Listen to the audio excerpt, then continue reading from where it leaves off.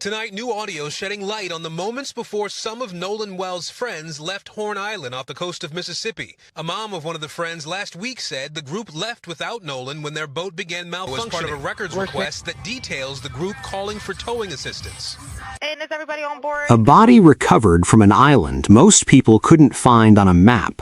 A viral video with a voice on it that two different people now claim as their own. A mother texting her son's own coaches to make sure his funeral doesn't feel like a funeral at all, because she knows that's not what he would have wanted. Somewhere on Horn Island, in the final minutes anyone can account for, a group of young people were together, and then Nolan Wells was not. What happened in between those two facts has become one of the most closely watched cases in the country right now, splitting into competing timelines, dueling phone forensics, and a public argument over a single sentence of audio that may not even belong to him. His mother says she checked his phone before any evidence could disappear on its own, and found it wiped clean.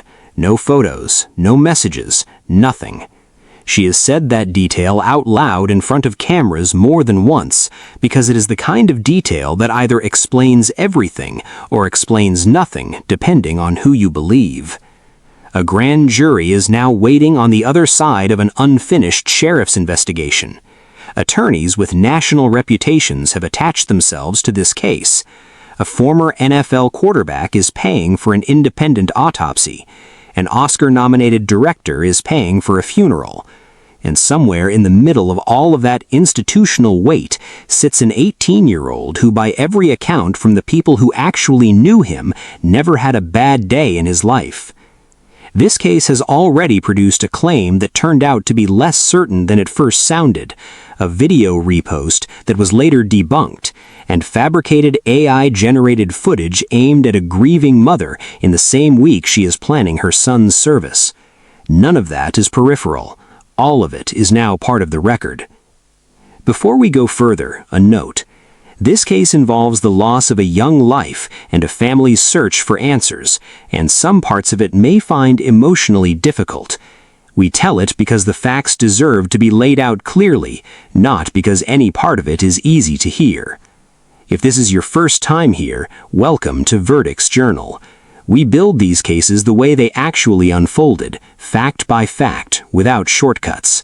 Subscribe if you want to follow where this one goes next, and drop a comment letting us know what city or country you're watching from tonight. Nolan Xavier Wells grew up in Ocean Springs, Mississippi, a coastal town he never really left. He graduated from Ocean Springs High School, where he played multiple sports and built a reputation as a steady presence on and off the field.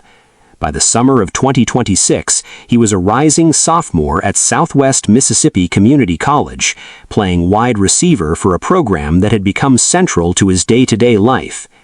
Coaches who worked with him described someone who showed up consistently, stayed even-tempered under pressure, and treated teammates the way he wanted to be treated. That reputation followed him beyond the football program, into a wider circle of friends across the Mississippi Gulf Coast who had grown up playing against or alongside him. Horn Island itself wasn't new territory. Nolan had been there before, according to his family, and the barrier island was a familiar stop for this particular group of friends, not a place any of them were visiting for the first time. The trip on July 4th fit a pattern they'd followed before. He was due back at Southwest Mississippi Community College within days, set to begin pre-season training for the coming football season. The trip began the way most 4th of July outings on the Gulf Coast do. A group of friends left a private dock in the Ocean Springs area by boat, heading out to Horn Island, a barrier island roughly 10 miles offshore, reachable only by water. Records obtained from the Mississippi Department of Marine Resources place the boat's arrival at the island at approximately 11:14 a.m. The day unfolded on the sand and in the shallows, the kind of holiday gathering repeated up and down the coast that weekend. By the early afternoon, witnesses place Nolan near the island, with friends confirming they last saw him around 3 p.m. That timestamp would later become one of the more contested details in the entire case. Somewhere in that stretch of afternoon, the boat began taking on water. Audio recovered through a records request and made public only this week captures the group calling for towing assistance, their voices urgent as they request help getting the vessel back to shore safely. The recording aligns with an account from the mother of one of the friends aboard, who has said the group left Horn Island because of mechanical trouble, not by choice. That departure is where the timeline splits. Friends aboard the boat maintain they left Horn Island around 3 p.m. Attorney Ben Crump, representing Nolan's family, has stated publicly that the group didn't actually leave until 4:30 p.m., citing the same GPS data. An hour and a half, unresolved and unexplained, sits at the center of everything that follows. When the boat eventually returned to the mainland, Nolan was not on it. Left behind, still on board, were his phone and his keys, two items his parents have pointed to again and again as difficult to reconcile with any account of him simply choosing to stay on the island alone. By nightfall, Nolan had not come home, and no one in his family had heard from him. What began as a simple holiday boat trip was about to become a missing persons case, and then 2 days later, something far worse. That night, a missing persons report was filed, and within hours, a search was underway that would grow to include multiple agencies working across land, water, and air. The U.S. Coast Guard launched search efforts along the Gulf Coast waters surrounding Horn Island. The Mississippi Department of Marine Resources deployed vessels to patrol the surrounding waterways. The National Park Service, which oversees Horn Island as part of the Gulf Islands National Seashore, joined the effort on the ground, combing the island's dense terrain. The Jackson County Sheriff's Office coordinated the investigation from a command post on the coastline. Volunteers also joined as word spread. The United Cajun Navy, a non-profit search and rescue organization built by everyday people willing to mobilize on short notice, sent boats and personnel to comb the shoreline and surrounding waters, working alongside law enforcement. For 2 days, the search continued without resolution. Horn Island itself made the effort harder than it might have been elsewhere. It is remote, largely undeveloped, and difficult to access outside of private boat travel, with shifting shoreline and dense brush covering much of its interior. On the morning of July 6th, a park ranger patrolling the island's remote northwestern tip finally found a body in the water. Formal identification did not come immediately. Investigators turned to dental records, a method commonly used when other forms of identification, such as fingerprints or visual confirmation, are simply not viable. Those records ultimately confirmed what the family had already quietly begun to fear. As the search continued, attention turned to the group who had actually been with Nolan that day. Early on, the Mississippi Department of Marine Resources led the initial investigative response. During that window, the boat's owner, the owner's mother, and one other individual present that day cooperated with investigators, providing accounts of the trip. That agency's role as lead investigator ended on July 5th, when the Jackson County Sheriff's Office formally took over the case. Among those on the boat that day was a young man named Warren. His connection to the case carries an added layer of public scrutiny because his own mother is Ashley Cole, a sitting Jackson County Chancery judge. Cole has spoken publicly, relaying an account she says came directly from her son. According to that account, Nolan made the decision to stay behind on the island himself, and the group left only because their boat had begun taking on water. That account has not gone unquestioned. A sitting judge speaking publicly on behalf of her own son in a case now moving toward possible grand jury review has drawn scrutiny of its own, separate from the underlying facts of what happened to Nolan. Critics have raised the optics of a public official relaying her child's version of events through the media rather than solely through investigative channels. For a family still waiting for answers, hearing that explanation surface this way has done little to close the distance between what is known and what remains unexplained. In the days following the discovery, Christine and Elmore Wansley spoke publicly, describing a grief neither had fully processed. Christine wrote online that her heart was broken for a son always willing to cheer others on, calling him a special soul. Elmore, beside her, described Nolan as a quiet leader, someone teammates looked to without needing loud words to earn that respect. Elmore also raised something that has stayed with the family since. He said they had always told Nolan the same thing before any group outing. If you leave with 5 people, you come back with 5. He said no one always agreed, always said yes sir, and understood the rule. That standing family expectation is part of why he stays behind alone and continues to sit uneasily with his parents. Away from the ongoing investigation entirely, people who coached Nolan for years offered a fuller picture of him. Irvin Moore, the team's wide receivers coach, remembered watching Nolan make sure his younger brother felt included during a college recruiting visit, meant to be Nolan's own moment. Head coach Les George simply called him a genuine person, someone who made teammates feel accepted, regardless of what he was personally dealing with. As public attention around the case grew, the family made a decision that would shape everything going forward. They retained civil rights attorney Ben Crump, joined by a legal team that included Lisa Park, Eric Hertz, Justin Preston, and Cliff Jones. Crump's practice has built a national reputation representing families in cases involving questions about how deaths were investigated, and his involvement signaled the family intended to run their own parallel effort alongside official channels. That team didn't simply issue statements, they launched an independent investigation, separate from law enforcement, built around collecting witness accounts, photos, and video from anyone who had been on Horn Island that day. The response was immediate. Attorney Eric Hertz has said the team receives between 50 and 100 calls a day from people who were either present themselves or know someone who was. Managing that volume became its own undertaking, sorting genuine leads from noise and encouraging callers to bring what they know directly to investigators, not just to the family's legal team. Somewhere in the flood of tips and social media activity, one video rose above the rest and became the emotional center of the public case. In it, a voice can be heard shouting during what sounds like a confrontation. Early on, that voice was publicly attributed to Nolan himself, with a specific phrase repeated across press conferences and social media, presented as evidence that something had gone wrong between him and the people around him that day. That claim did not hold up the way it first appeared to. A friend of Nolan's, identified in reporting as Trayston Shepard, addressed the video directly during an appearance on Good Morning America. Shepard stated plainly that the voice in the recording is his own, not Nolan's, and that the moment being described publicly as a confrontation involving Nolan was something else entirely. Faced with a second, competing account, Ben Crump addressed the discrepancy directly at a later press conference. Asked specifically about his team's earlier characterization of the audio, Crump acknowledged that the original claim came from a witness account, not from confirmed audio analysis.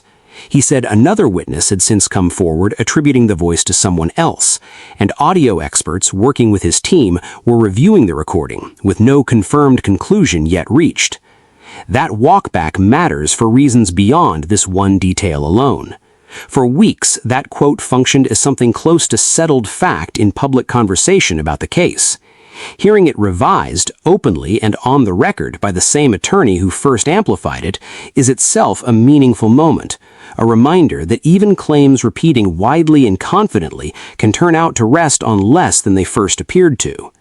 Where the voice on that recording actually comes from remains, as of right now, entirely unresolved. Beyond the disputed video, another piece of evidence became central to this case for a different reason: Nolan's phone. Christine has said that she and her sister examined the device themselves before any automatic deletion window could pass and found it completely empty. No saved photos, no saved videos, nothing recovered at all, despite Nolan being someone known to document moments like this one regularly. For weeks, that account existed the way most details in this case did, as one side's version, told publicly without independent confirmation. There was a real open question hanging over the case. Had the phone ever actually been turned over to law enforcement for a formal forensic review, separate from what the family had already found on their own?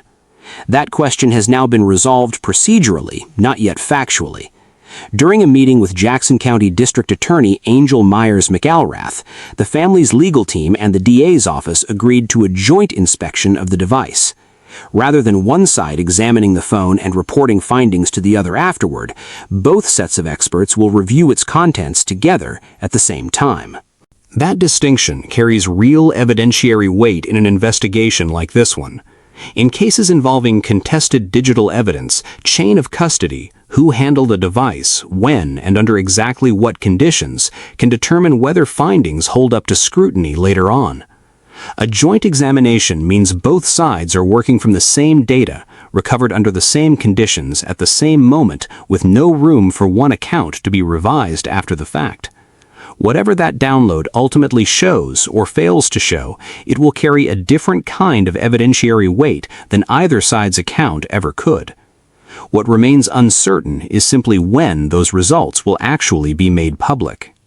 That same meeting with Jackson County District Attorney Angel Myers McElrath produced the most significant procedural update in the case so far. McElrath told the family that once the Sheriff's Department completes its investigation, her office will refer the case to a grand jury. Ben Crump, who attended alongside the family, described the meeting itself as respectful, with both sides speaking candidly rather than trading vague reassurances. It's worth being precise about what a grand jury referral actually means, because it's easy to read more into it than what has actually been established.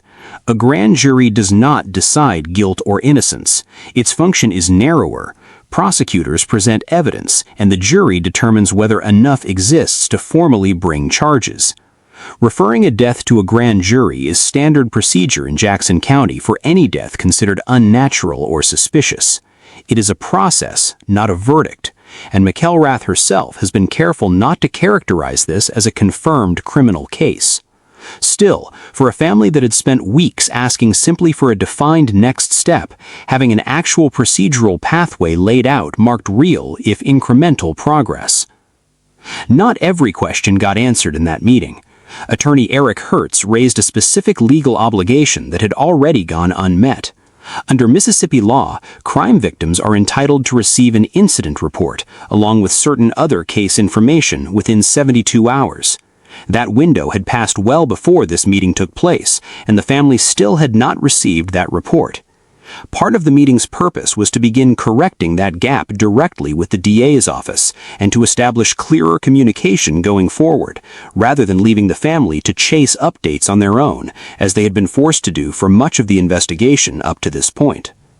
One detail in this case has shaped public conversation as much as any piece of physical evidence. Nolan was the only black person in the group of friends on Horn Island that day. That fact surfaced early in coverage and continued to influence how the case is discussed nationally.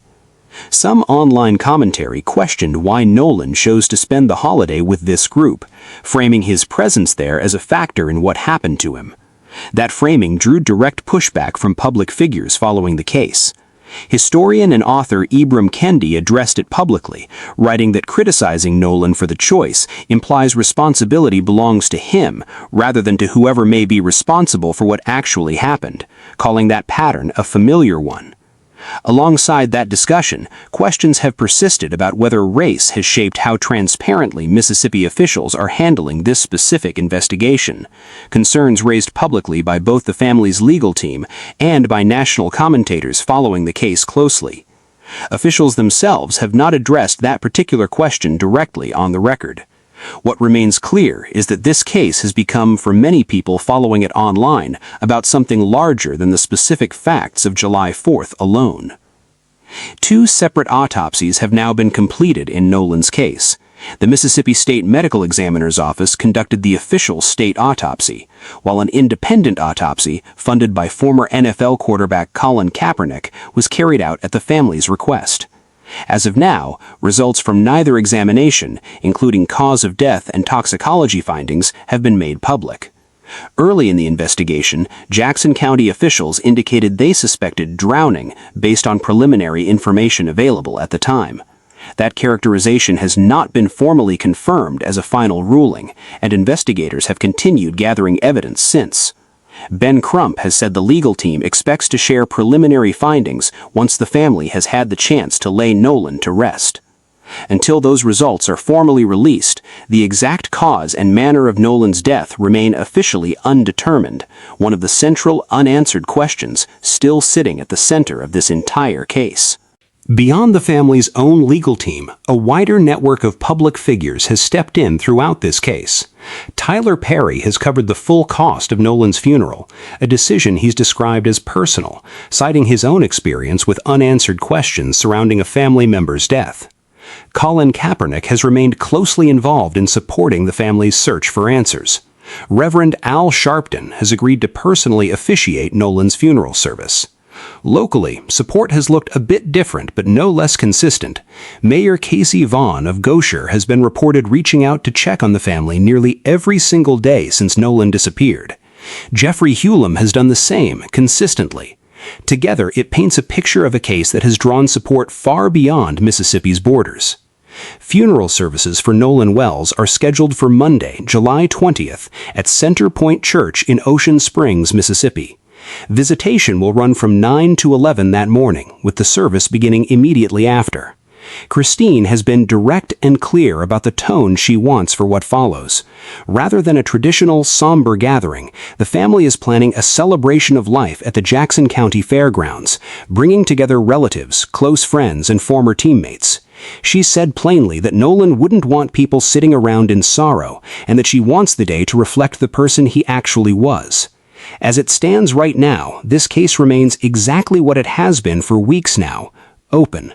No one has been charged with anything. No autopsy results, state or independent, have been made public.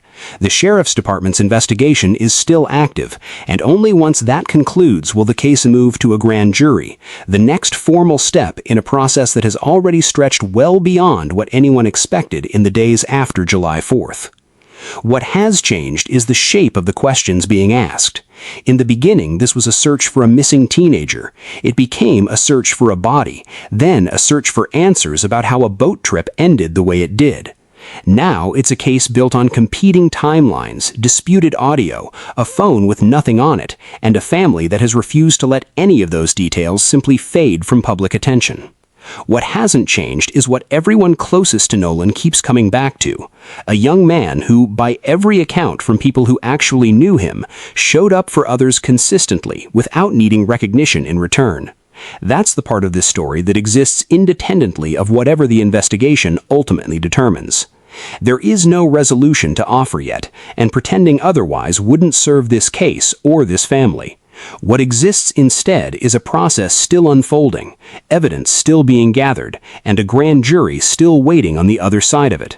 When that changes, when charges are filed, results are released, or new evidence surfaces, we'll be here to cover it accurately, the same way we've covered everything up to this point. If this case matters to you, subscribe to Verdict's Journal right now and let us know in the comments where you're watching from tonight.